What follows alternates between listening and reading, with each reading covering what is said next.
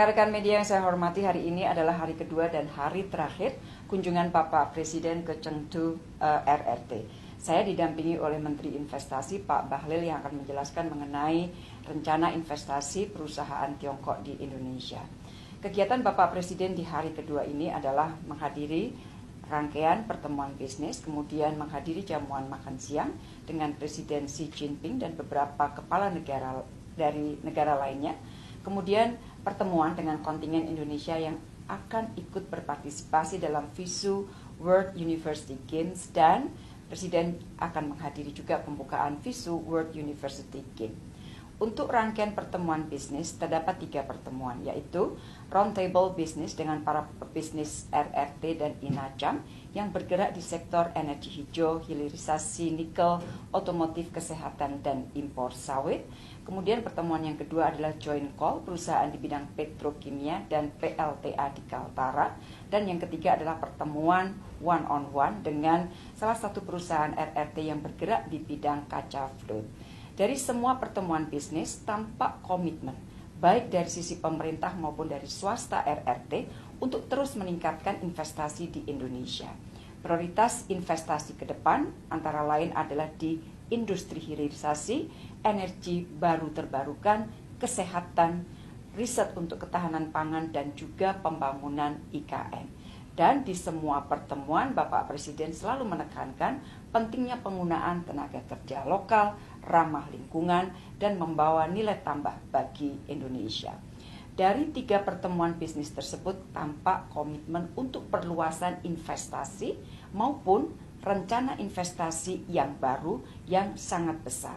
Nilainya puluhan billion US dollar, dan salah satunya nilainya cukup besar, yaitu sekitar 11,5 miliar US dollar yang nanti akan disampaikan oleh Pak Menteri Investasi Pak Bahlil. Sekali lagi, 11,5 miliar US dollar adalah salah satu di antara beberapa komitmen investasi.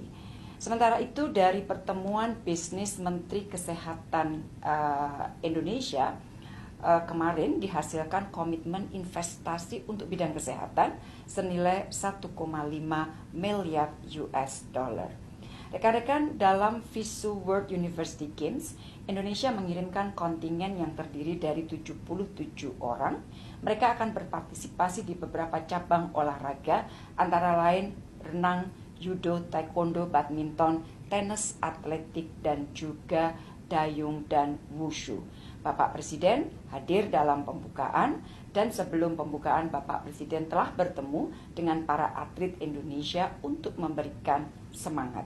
Demikian rekan-rekan hasil kunjungan hari kedua, hari terakhir Bapak Presiden ke Chengdu, dan dari Chengdu Bapak Presiden akan langsung kembali ke Jakarta. Sekarang saya persilahkan Bapak Menteri Investasi Pak Bahlil untuk menyampaikan informasi terkait dengan investasi yang dilakukan oleh satu perusahaan RRT ke Indonesia. Pak Bahlil, dipersilahkan. Baik, terima kasih yang saya hormati Ibu Menlu sebagai ketua kelas dalam rombongan ini dan teman-teman media di seluruh wilayah tanah air. Menindaklanjuti apa yang telah disampaikan secara besar oleh Ibu Menlu tadi, bahwa Bapak Presiden telah melakukan pertemuan-pertemuan bisnis dengan pengusaha-pengusaha ternama di Tiongkok, khususnya di Chengdu, di mana menghasilkan beberapa kesepakatan. Kesepakatan yang pertama adalah bagaimana melakukan percepatan implementasi kawasan industri di Kaltara, khususnya untuk membangun ekosistem petrokimia dan sekaligus membangun ekosistem EV dengan mempergunakan energi baru terbarukan dari lokasi Kayang. Nah, ini akan direncanakan pembangunan secara komprehensif akan lakukan bulan Desember atau di bulan Januari tahun ini atau tahun depan. Itu yang pertama.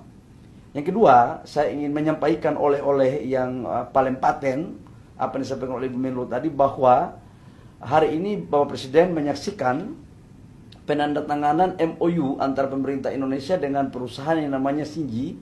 Xinyi ini perusahaan terbesar di dunia, pemain kaca. Market share-nya 20% lebih, kurang lebih sekitar 26% market share dari perusahaan ini. Dan ke depan perusahaan ini telah berkomitmen untuk membangun industrinya di kawasan Batam, Rempang. Ini adalah pabrik terbesar nomor 2 di dunia setelah China dan pabrik terbesar nomor 1 di luar China. Ini adalah hilirisasi yang dibangun dari pasir kuarsa dan beberapa bahan baku lainnya yang ada di Indonesia. Kalau kita sudah sukses membangun ekosistem hilirisasi dari nikel, sekarang mulai kita dorong ke pasir kuarsa. Nah, outputnya, produknya akan dilakukan hampir 95% untuk ekspor. Karena pasarnya adalah pasar luar negeri. Yang kedua, pabrik kaca ini juga akan langsung membangun apa yang disebut dengan solar panel. Ini juga adalah kapasitas produk ekspor. Total investasinya 11,5 billion US dollar dan mereka sebenarnya sudah melakukan investasi di tahap pertama di kawasan JP tahun lalu sebesar 700 juta US dollar. Ini pengembangan yang kedua. Ini terjadi akibat karena kepercayaan penuh dari pihak investor kepada pemerintah Indonesia di bawah pemerintahan Pak Jokowi.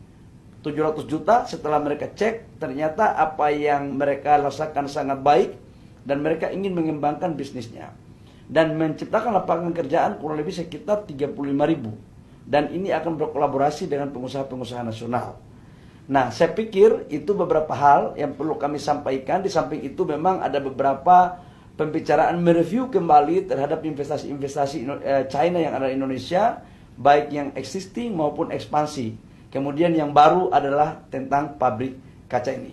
Demikian yang perlu saya melaporkan atas perintah Ibu Menlu kepada saya, sudah saya menyampaikan secara detail.